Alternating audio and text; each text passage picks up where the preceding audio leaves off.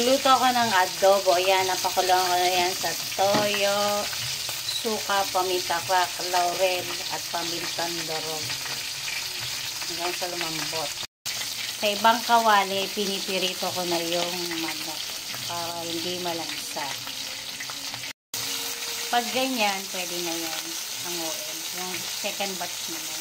Ito na yung ibang manok, yung second batch. Lagay na rin natin yung bawang sa gilid.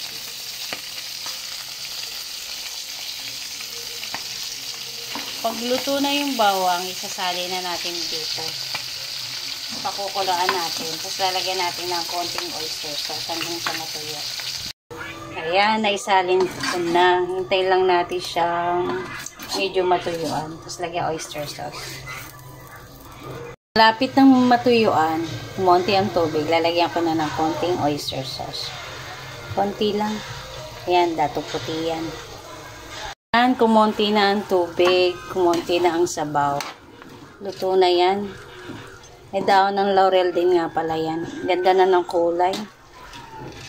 Sarap dito. Yummy. Patayin ko na.